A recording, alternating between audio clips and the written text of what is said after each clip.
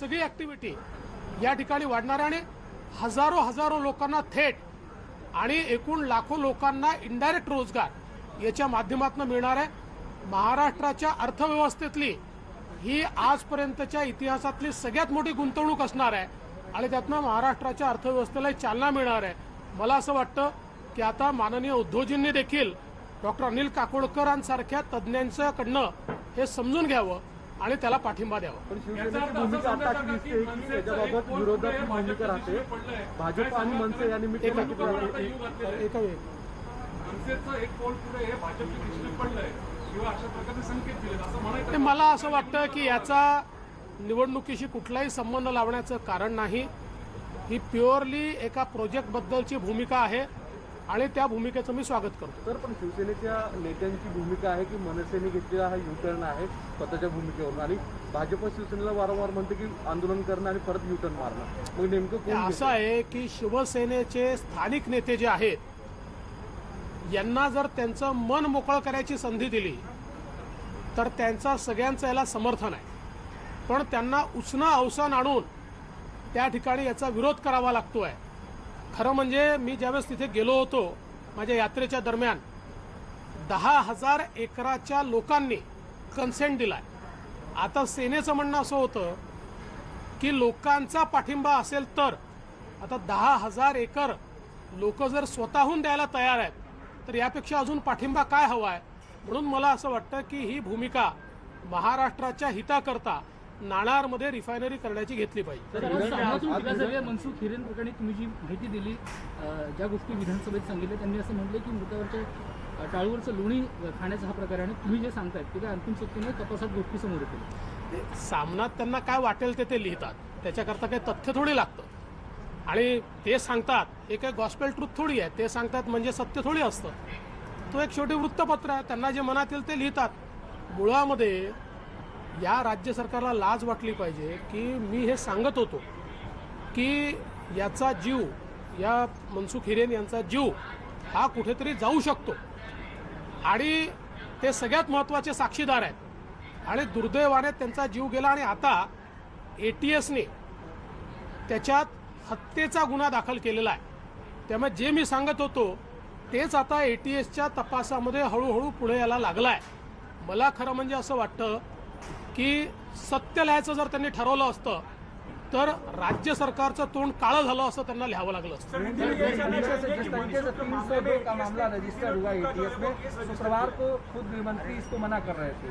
देखिए, मैं लगातार ये कह रहा था कि मनसुख हिरेन इनकी जान को खतरा है क्योंकि इस सारे मामले की सबसे बड़ी कड़ी ये वही है और उसके बाद उनका शव मिला, उनकी लाश मिली और ये मामला ATS को जाने के बाद तथ्यों के आधार पर और प्रिलिमिनरी जो पोस्टमार्टम रिपोर्ट है उसके आधार पर ATS को ये ध्यान में आया कि ये हत्या है, ये आत्महत्या नहीं है, इसलिए उन्होंने हत्या और सबूतों को नष्ट करने का प्रयास इस प्रकार का गुनाह दाखिल किया है। हम इस पर नज़र रख के और मुझे ऐसा लगता है कि अगर ATS सही ढंग से आगे जाएगी तो सत्य बाहर आएगा। मराठा आरक्षणाची सुनावणी सुप्रीम कोर्टात आहे।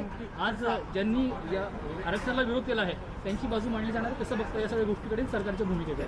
माझं मत असं आहे की या संदर्भात राज्य सरकारने जी काही भूमिका घेतली आहे त्याला आम्ही सपोर्ट केलेला आहे। माझं मत असं आहे की राज्य सरकारने म्हटलं आहे की हे सगळं लार्जर बेंचकडे गेलं पाहिजे। मला असं वाटतं की ते योग्य देखील आहे, परंतु तरी देखील जर सुनावणी होणार असेल तर अत्यंत मजबूतीने या ठिकाणी आपली भूमिका ही मांडली गेली पाहिजे।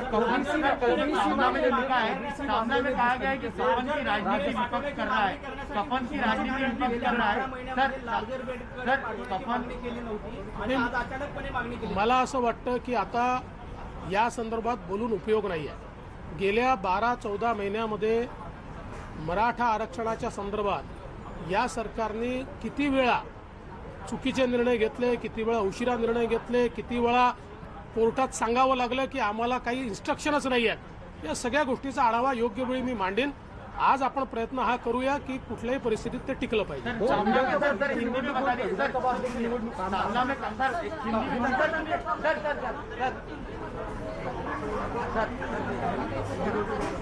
पुन्हा एकदा महाविकास आघाडी सरकारवर टीका केलेली आहे. खास करून शिवसेनेवर त्यांनी टीका केलेली आहे. नाणार रिफायनरी प्रकल्पावरून फडणवीस यांच्या टीकेचा रोख शिवसेनेवर होता. 10,000 एकरांच्या लोकांचा प्रकल्पाला पाठिंबा असल्याचं देवेंद्र फडणवीस यांनी म्हटलेलं आहे.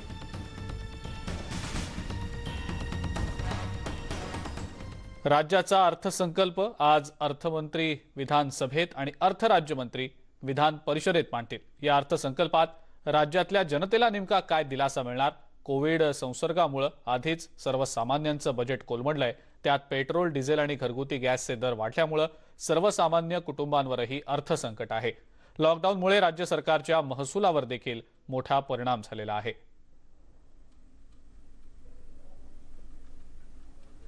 अर्थ राज्यमंत्री शंभूराजे देसाई आता आपल्या सोबत आहेत. साहेब, अर्थसंकल्प मांडला जाणार आहे. या अर्थसंकल्पामधून राज्याच्या जनतेला नेमकं काय मिळणार आहे? आर्थिक परिस्थिती राज्याची कशी आहे आपल्याला सगळ्यांना त्याची कल्पना आहे. फक्त महाविकास आघाडी सरकारनं जे वचन राज्यातल्या जनतेला दिलेलं आहे ते निश्चितपणानं त्या अनुषंगानं राज्यातल्या जनतेच्यासाठी उपलब्ध स्त्रोतामधनं कशा पद्धतीनं दिलासा देता येईल याचा निश्चितपणानं प्रयत्न करू. परंतु सध्या कोविडचा काळ सगळा सुरू आहे. आधीच सर्वसामान्य जनतेच्या कुटुंबाचं आर्थिक बजेट जे ते कोलमडलेलं आहे. त्यातून कसा मार्ग काढणार? शेवटी आता कोविडच्या संकटामुळं देशामध्ये संपूर्ण अर्थव्यवस्थेवर त्याचा विपरीत परिणाम झालेला आहे. तरी सुद्धा उपलब्ध स्त्रोतामधून कशा पद्धतीनं राज्यातल्या जनतेला दिलासा देण्याचा प्रयत्न करायचा या बाबतीत आम्ही प्रयत्नशील आहोत. पेट्रोल आणि डिझेलचे दर वाढ झालेली आहे, तर राज्य सरकारकडे सेस कमी केला जाणार का? बजेट आपण पहा. बजेट पाहिल्यानंतर, बजेट वाचल्यानंतर बजेटच्या संदर्भामध्ये अगोदर काही बोलणं योग्य होणार नाही. पण राज्य सरकारच्या तिजोरीवर परिणाम झालेला आहे कोविडच्या काळामध्ये, तो कसा भरून मी सांगितलं ना, आमचे प्रयत्न सुरू आहेत. निश्चितपणानं जास्तीत जास्त उत्पन्नाचे स्रोत वाढवायचा प्रयत्न आम्ही एक शेवटचा करतो. प्रश्न भाऊ राजेश, शेवटचा प्रश्न, जनतेला काय दिलासा देणार? तर जनतेचा खूप आपण अर्थसंकल्प पहा. 2 तास बाकी आहेत. अर्थसंकल्प पाहिल्यानंतर आपल्या लक्षात येईल. धन्यवाद राजे. तर आपण पाहिलं की अर्थसंकल्पामध्येच ही सगळ्या तरतुदी केलेल्या आहेत. मात्र अर्थसंकल्प मांडण्यापूर्वी कुठलंही भाष्य अर्थराज्यमंत्री शंभूराजे देसाई हे करणार नाही आहेत. मात्र राज्याच्या जनतेला दिलासा देण्यासाठीच आम्ही हा अर्थसंकल्प तयार केलेला आहे. नेमकं काय दिलासा मिळतो राज्याच्या जनतेला हे आता थोड्याच वेळात स्पष्ट होईल. व्हिडिओ जर्नलिस्ट राकेश भोसलेसह उदय जाधव, न्यूज 18 लोकमत, मुंबई. आज दुपारी 2 वाजता राज्याचा अर्थसंकल्प अर्थमंत्री अजित पवार विधानसभेत सादर करणार आहेत आणि 9 ते 10 मार्च अर्थसंकल्पावर चर्चा होणार आहे. महाविकास आघाडी सरकार सत्तेत आल्यानंतर सरकारचा हा दुसरा अर्थसंकल्प आहे.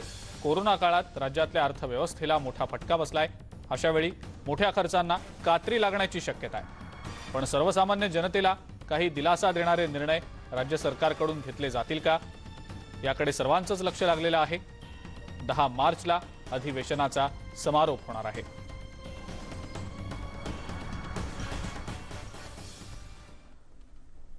आणि या संदर्भात अधिक माहिती आपण जाणून घेणार आहोत. विवेक कुलकर्णी आपले प्रतिनिधी आपल्या सोबत आहेत सध्या.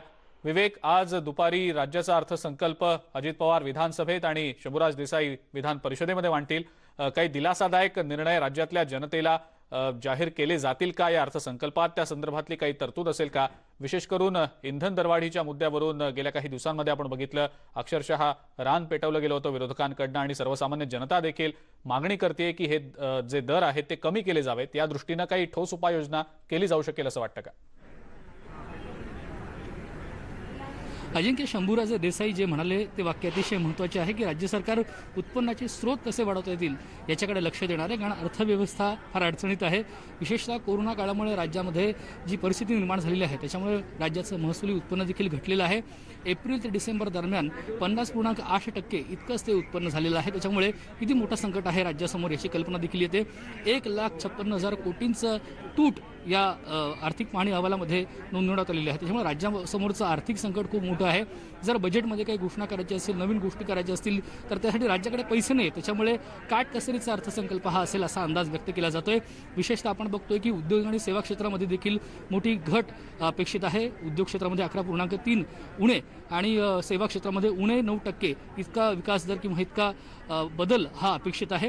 त्याच्यामुळे राज्यासमोर मोठं संकट आहे. फक्त कृषी एक क्षेत्र आहे की जिथं 11.7% इतकी वाढ झालेली आहे. बाकी सगळ्या क्षेत्रांमध्ये जिकडे जिकडे उत्पन्न म्हणून वाढतं तिथं सगळीकडे घट होताना पाहायला मिळते आहे. राज्यासमोर मोठं आव्हान आहे. ही घट आहे. त्याच्यातून मग उरलेला जो महसूल आहे त्याच्यातून राज्य कसं चालवायचं, कुठल्या गोष्टींना प्राधान्य द्यायचं, त्यासोबतच रोजगार निर्मितीचा देखील एक मोठा प्रश्न राज्यासमोर उभा आहे. कोरोना काळात अनेकांच्या नोकऱ्या गेल्या किंवा अनेकांचे पगार देखील कमी झालेले आहेत. त्याच्यामुळे रोजगार निर्मिती हा देखील एक मोठा प्रश्न राज्य सरकारसमोर आहे. 3 तासानंतर कळेल की अजित पवार या सगळ्या गोष्टींवर काय उत्तर शोधतायत ते. बिलकुल बिलकुल विवेक, धन्यवाद. सविस्तर माहिती आपण दिलीत त्याबद्दल. अजित पवार नेमका काय या संदर्भात निर्णय घेतात किंवा काय मार्ग काढतात का हे पाहणं अतिशय महत्त्वाचं ठरणार आहे. आणि यानंतर आताची सर्वात महत्त्वाची बातमी आपण बघणार आहोत. काँग्रेस विधानसभा अध्यक्ष निवडणूक विषयी आज चर्चा करणार असल्याचं समजतंय. महाविकास आघाडी सरकारचे आमदार किती उपस्थित आहेत याचा आढावा आज घेतला जाईल.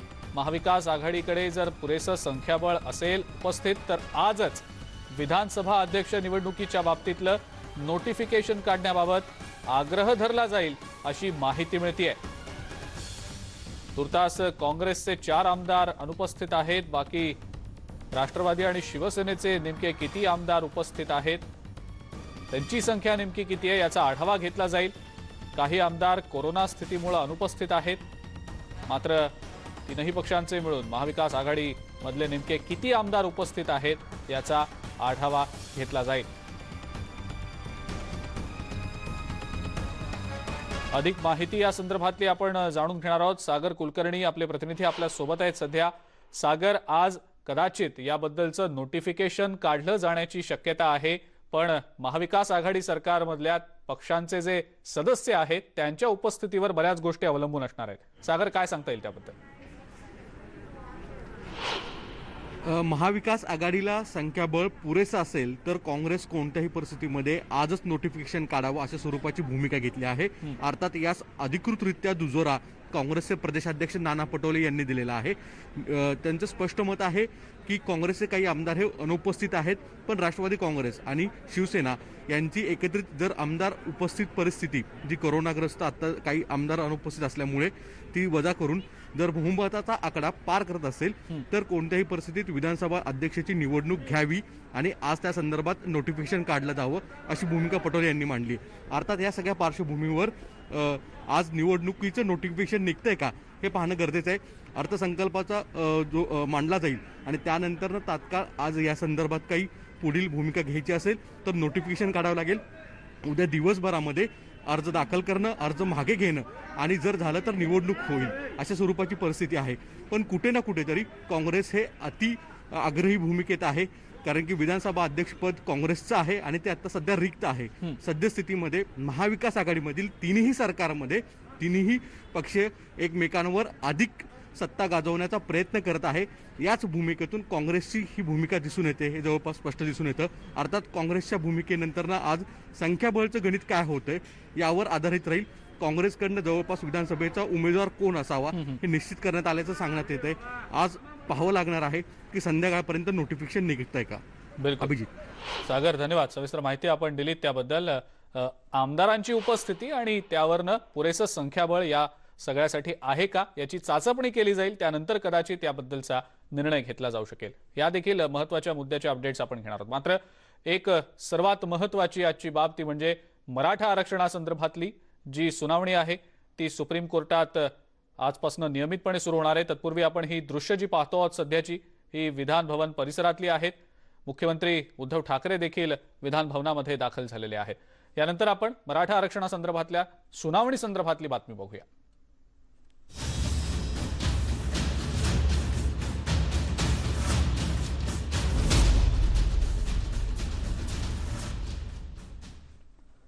राज्यातील महत्त्वाच्या आणि संवेदनशील मुद्द्यांपैकी एक असलेल्या मराठा आरक्षणावर सुप्रीम कोर्टात सुनावणीला सुरुवात झालेली आहे. मराठा आरक्षणाला आव्हान देणाऱ्या याचिकांवर सुनावणी सुरू आहे.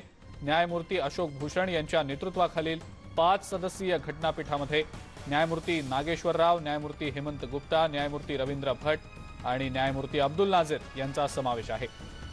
न्यायमूर्ती नागेश्वर राव यांच्या त्रिसदस्यीय खंडपीठानं मराठा आरक्षणाला स्थगिती देऊन हे प्रकरण 5 सदस्यीय पीठाकडे सोपवलेलं होतं। 5 सदस्यीय खंडपीठानं 5 फेब्रुवारीला सुनावणीचं वेळापत्रकही निश्चित केलेलं होतं आणि त्यानुसार आजपासून म्हणजेच 8 ते 10 मार्च या 3 दिवसांमध्ये विरोधक आपली बाजू मांडतील। मुख्यमंत्री, मुख्य सचिव आणि आरक्षण समर्थकांतर्फे 12, 15, 16 आणि 17 मार्चला युक्तिवाद होईल, तर 18 मार्चला केंद्र सरकार आपली बाजू मांडणार आहे। तामिळनाडूतलं आरक्षण, EWS आरक्षण आणि यामधल्या मर्यादा या मुद्द्यांवर केंद्र सरकार आपली बाजू मांडणार आहे। मराठा आरक्षण प्रकरणी सुप्रीम कोर्टातल्या सुनावणीकडे सर्वांचंच लक्ष लागून राहिलेलं आहे, कारण आजपासून या महत्त्वाच्या मुद्द्यासंदर्भातली सलग सुनावणी सुरू होतीये आणि आपण जर बघितलं तर संपूर्ण राज्याचं लक्ष या सुप्रीम कोर्टातल्या सुनावणीकडे लागलेलं आहे। 8 ते 10 मार्च दरम्यान विरोधातल्या याचिकांमधला युक्तिवाद केला जाईल, तर 12 ते 16 मार्च दरम्यान राज्य सरकार आपली बाजू मांडेल आणि 18 मार्चला तामिळनाडूमधलं आरक्षण असेल, EWS आरक्षण असेल आणि याबद्दलचा जो युक्तिवाद आहे तो संपेल। केंद्र सरकारची अतिशय महत्त्वाची भूमिका या सगळ्यामध्ये असणार आहे, कारण केंद्र सरकार कोर्टात आपली बाजू मांडताना नेमक्या कोणकोणत्या मुद्द्यांचा उल्लेख करते हे पाहणं अतिशय महत्त्वाचं ठरणार आहे। येत्या 2 आठवड्यात मराठा आरक्षणाचं भवितव्य निश्चित होईल अशी शक्यता व्यक्त होतीये।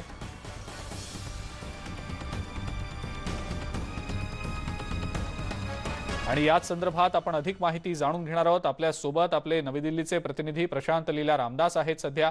प्रशांत, सुप्रीम कोर्टातल्या या सुनावणीला सुरुवात झाल्याची माहिती मिळतेय, काय सांगता येईल त्याबद्दल? बेसिक बोला। बरोबर, सुनावणीला सुरुवात झालेली आहे। अरविंद दातार जे आहे त्यांनी या संदर्भात घटनात्मक प्रश्न त्यांनी म्हटले की मराठा प्रकरणात निर्णय घेतल्या लवकर घेण्याची आवश्यकता आहे। राज्यांना ऐकण्याची गरज नाही आहे, कारण महत्त्वाचं म्हणजे यामुळे लवकरात लवकर सुनावणी जर पूर्ण करायची असेल तर सर्व राज्यांना नोटीस देण्याची गरज नाही, फक्त महाराष्ट्राला नोटीस देण्याची गरज आहे। या संदर्भात बोलण्यासाठी माझ्यासोबत ज्येष्ठ वकील आहेत विशाल जोगदंड सर, स्वागत आहे आपलं न्यूज 18 लोकमध्ये। सर, आज घटनात्मक खंडपीठावर सुनावणी सुरू आहे। या सुनावणीच्या माध्यमातून खरंच मराठा समाजाला मराठा आरक्षणाचा निर्णय होऊ शकतो का? हा विषय फार महत्त्वाचा आहे, कारण की या प्रकरणामध्ये फक्त मराठा आरक्षण नाही आहे, याच्यामध्ये तुम्ही जर लक्षात घेतलं पाहिजे देशातील सर्व मार्शल रेसेसचा हा विषय आहे। मध्ये जाट आरक्षण असेल किंवा पाटीदारांचं आरक्षण असेल, पण मराठा आरक्षण हे अत्यंत महत्त्वाची भूमिकेमध्ये आहे सध्याच्या परिस्थितीमध्ये, कारण की कॉन्स्टिट्यूशन बेंचने असं जर म्हटलेलं आहे की मराठा आरक्षणाच्या केसमध्ये इतर लोकांना किंवा इतर राज्यांना नोटीस द्यायची गरज नाही। याचा अर्थ असा आहे की मराठा आरक्षण कदाचित देशभरातील सर्व मार्शल रेसेसचं आरक्षण डिसाईड करणार आहे। ज्या पद्धतीने वकील साहेब म्हणतात, पण महत्त्वाचं मला सांगा वकील साहेबजी, खास करून विशालजी, या पद्धतीने ही सुनावणी सुरू आहे। 5 फेब्रुवारीला कोर्टाने स्पष्ट केलं होतं की घटनात्मक खंडपीठामधून सुनावणी आणि दररोज सुनावणी व्हावी। आज 3 दिवस सलग विरोधक युक्तिवाद करणार होते, पण आज युक्तिवाद सुरू न होताच ॲप्लिकेशन दिलं आणि ॲप्लिकेशन देऊन ज्यांनी म्हटलं की इथेही राज्यांना नोटीस देण्याची गरज आहे, ती यावरती अजूनही सुनावणी सुरू आहे, पण अजूनही विरोधकांना आपला युक्तिवाद करायला सुरुवात झाली नाही आहे। विषय तोच पुन्हा येतोय की हे जे मागासलेपणाचा जो विषय आहे आणि तो सुद्धा अशा जमातींचा की ज्या जमाती पॉलिटिकली फॉरवर्ड आहेत परंतु सोशली बॅकवर्ड आहेत, त्याच्यातला एक मोठा वर्ग आहे की ज्या वर्गाला रिप्रेझेंटेशन नाही मिळालेलं, आणि हे जे रिप्रेझेंटेशन आहे हे मिळवण्याकरिता ते कारण केंद्र सरकारवर हा दबाव येण्याची शक्यता आहे की इतर राज्यांच्या आरक्षणाबद्दलची तुमची भूमिका काय असणार आहे, आणि मराठा आरक्षणामध्ये जर फेवरेबल असं काही जजमेंट जर नाही आलं किंवा ज्याच्यामुळं की मराठा आरक्षणाला जर काही अडचण आली तर कदाचित या इतर राज्यांच्या आरक्षणाला पण अडचण येऊ शकते।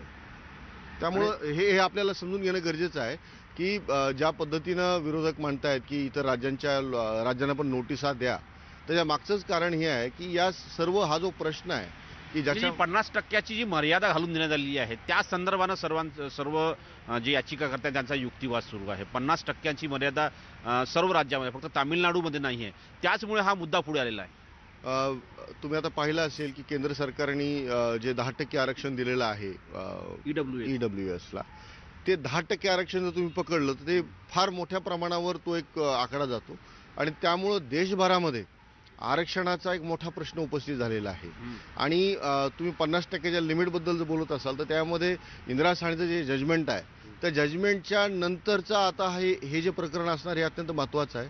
आणि त्या प्रकरणाचा जो उल्लेख होत असेल आणि जर त्याला ओव्हररूल करायचा असेल किंवा बदलणारी जी सामाजिक आणि राजकीय परिस्थिती आहे ती लक्षात जर घेतली तर देशामध्ये जी परिस्थिती उद्भवणार आहे येणाऱ्या काळामध्ये, आपण पाहिलं असेल की सुप्रीम कोर्टाने मागे फार स्पष्ट शब्दात सांगितलेलं आहे की आम्ही मराठा आरक्षणाचा प्रश्न 5 जजेस आम्ही ऐकून संपवणार आहोत. मराठा आरक्षणाच्या संदर्भात त्यांनी स्पष्ट केलेलं आहे. वकील जे आहेत हे रेग्युलरली मराठा आरक्षणाच्या संदर्भातल्या याचिका ज्या सुनावणी जातात सुप्रीम कोर्टात त्यावरती लक्ष ठेवून असतात.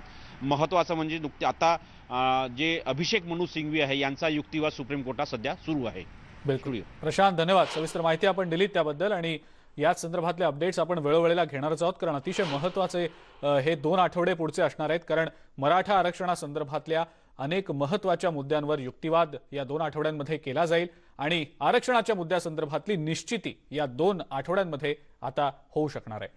पंतप्रधान नरेंद्र मोदींच्या आत्मनिर्भर भारत मोहीम आता देशाच्या अर्थव्यवस्थेत महत्त्वाच्या टप्प्यावर आलेली आहे. नेटवर्क 18चा पुढाकार आणि ITC द्वारा प्रस्तुत स्वाभिमान भारतमध्ये देशभरातल्या प्रेरणादायी कहाण्या आम्ही तुमच्यासमोर आणतो आहोत. आत्मनिर्भर भारताचं ज्या उत्तम उदाहरण आहेत. आज महिला दिनानिमित्त डेलॉइट भारतात जागतिक स्तरावर महिलांना आत्मनिर्भर बनवण्यासाठी मदत करत आहे.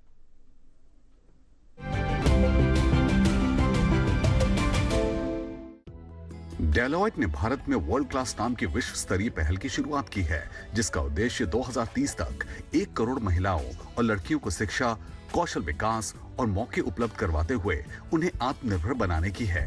World Class Initiative aims to provide with an opportunity to gain foundational skills, soft skills, and future-ready skill sets, which allows them to emerge as equivalent participants in the workforce. Bharat में डेलॉइट की world class पहल का उद्देश्य भारत की महिलाओं और लड़कियों के लिए प्रभावी समाधान देकर उन्हें आत्मनिर्भर बनाने का है. इसके साथ ही कॉर्पोरेट्स, सरकार और गैर लाभकारी संस्थाओं के सहयोग से शिक्षा और कौशल के बीच पड़ी गहरी खाई को मिटाना भी इनके लक्ष्यों में से एक है. Our future initiatives includes launching a global education challenge in collaboration with the World Economic Forum and the Uplift platform. We'll be mentoring a cohort of winners who would be innovators and will shift the needle in the space of education and skill development. Deloitte की ये नई पहल स्वाभिमान भारत के लिए सही समय पर सही दिशा में एक अनोखा कदम है.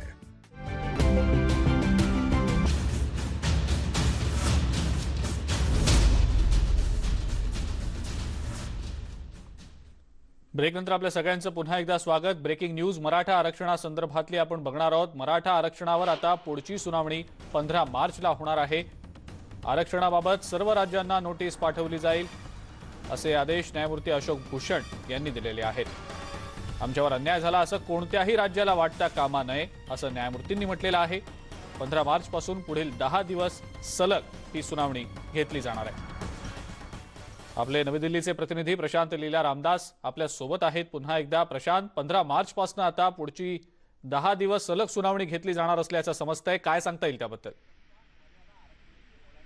बरोबर आहे. जस्टिस अशोक भूषण यांनी ज्या पद्धतीने स्पष्ट केलं, जो निर्णय दिलेला आहे की मराठा रिझर्वेशनच्या संदर्भात, आरक्षणाच्या संदर्भात त्यांनी स्पष्ट केलं आहे की आगामी 10 दिवस 15 मार्चपासून आगामी 10 दिवस सुनावणी होईल. पण महत्त्वाचं म्हणजे त्यांनी या संदर्भात निर्णय देताना हे स्पष्ट केलं की हा जो युक्तिवाद आज कोर्टासमोर सादर झालेला आहे की फक्त मराठा आरक्षणासंदर्भात निर्णय घेऊन इतर राज्यांवरती अन्याय होऊ नये, त्या संदर्भातही सहानुभूती विचारणा करण्याची गरज आहे. आणि त्याचमुळे या संदर्भात काय सुनावणी झाली, आपण माझ्यासोबत वकील ज्येष्ठ वकील आहेत विशाद जोगदंड. सर, मला सांगा, आज सुप्रीम कोर्टाने हा जो निर्णय दिलाय 15 मार्च पासून आगामी सुनावणी व्हावी आणि सर्व राज्यांना नोटीस द्यावी, यामागे काय अर्थ आहे? याचा अर्थ असा आहे की देशामध्ये इतर राज्यांमध्ये देखील जे आरक्षणाचे प्रश्न आहे त्याच्यामध्ये 50% जास्त लिमिट क्रॉस होते, अशा राज्यांमध्ये सुद्धा हा प्रश्न महत्त्वाचा आहे. त्यांच्या प्रकरणं देखील प्रलंबित आहेत. आणि हे सर्व प्रश्न मराठा समाजासारखेच एकसारखेच आहेत. त्यामुळं एकट्या मराठा समाजाचं जर ऐकून घेतलं तर इतर राज्यामधील देखील जी परिस्थिती आहे ती समजून घेणं गरजेचं आहे आणि त्या राज्यांमध्ये त्या जातींना सुद्धा काही अन्याय होऊ नये आणि त्यांचा सुद्धा याच्यामध्ये से असावा.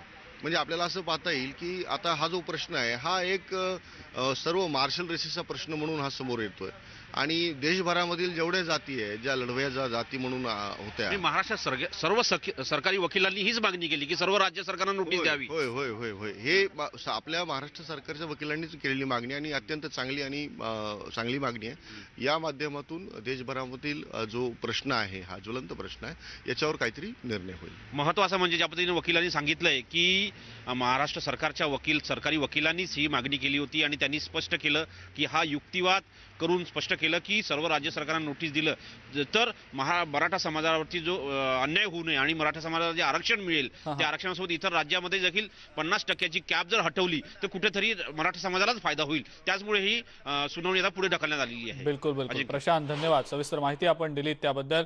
आपण बघतो आहोत सुनावणी आता पुढे ढकलण्यात आलेली आहे. 15 मार्चपासून आता सलग ही सुनावणी होणार आहे. एका ब्रेकची वेळ झालेली आहे, परंतु ब्रेकला जाण्यापूर्वी एक आठवण करून द्यायची आहे, ती म्हणजे कोरोनाच्या महामारीनं आपल्या सर्वांना स्वावलंबी होण्याचा मार्ग दाखवलाय. आता संपूर्ण देश या आपत्तीशी एकत्रित होऊन कोरोनाच्या विरोधात लढा देऊ शकेल. कोरोनाला प्रतिबंध करणाऱ्या लसीची घोषणा केल्यानंतर आता आपल्या सर्वांचंच योगदान फार महत्त्वाचं बनलंय आणि या माध्यमातून या विषाणूला मात देण्यासाठी आपल्याला आता एक पाऊल पुढे टाकायचंय. या मोहिमेत नेटवर्क 18 आपल्या सोबत असेल. जोपर्यंत सगळे सुरक्षित होत नाहीत तोपर्यंत कुणीही सुरक्षित नाही. याच उद्देशानं आपल्याला संजीवनी मोहिमेअंतर्गत हे निश्चित करायचंय की लसीकरण हा प्रत्येक भारतीयाचा अधिकार आहे.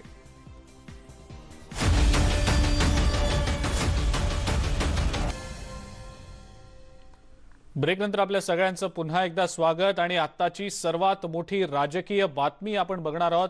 राज ठाकरे यांनी आता म्हटलेलं आहे की मला पवार साहेबांचा फोन आलेला होता आणि तुमची भूमिका योग्य आहे. पवार साहेब या संदर्भात मुख्यमंत्र्यांना भेटणार आहेत.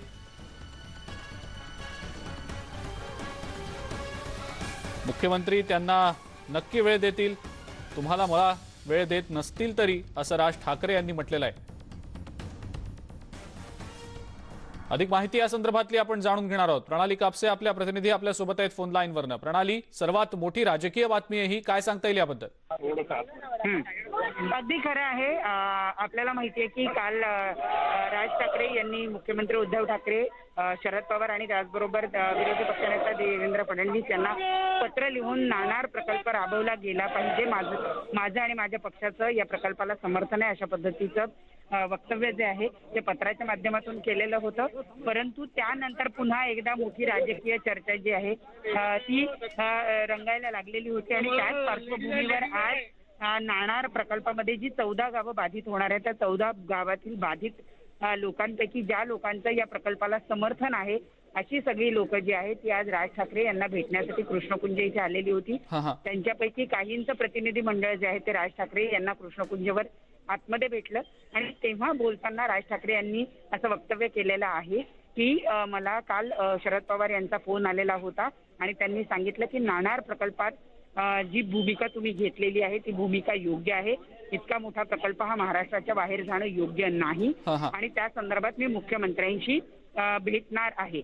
यावर राज ठाकरे या गोष्टीचा उल्लेख करत असताना राज ठाकरे यांनी आणखी एक मुद्दा हा सुद्धा मांडला आहे की या संपूर्ण याच्यामध्ये जरी राज ठाकरे असं म्हणाले की जरी मुख्यमंत्री तुम्हाला आणि मला भेटत नसले तरीही ते शरद पवार यांना मात्र नक्की भेटतील, कारण त्यांचं सरकार हे शरद पवारांवर अवलंबून आहे, त्यामुळे त्यांना तरी ते भेट नक्की देतील, अशा पद्धतीचा खोचक टोला सुद्धा राज ठाकरे यांनी यावेळी मारलेला आहे. बिलकुल बिलकुल. प्रणाली, मात्र आता या सगळ्या कॉन्व्हर्सेशनचा, या बातचीतवरनं या एका गोष्टीचा अर्थ असा काढायचा का की या सगळ्याबाबत शरद पवार देखील अनुकूल आहेत आणि या सगळ्यासाठी ते मुख्यमंत्र्यांना भेटून त्यांना कदाचित नाणार प्रकल्पाबाबत राजी करू शकतील किंवा त्याबद्दल काही अनुकूल भूमिका घ्यायला त्यांना विनंती करू शकतील, त्याबद्दलची चर्चा करू शकतील?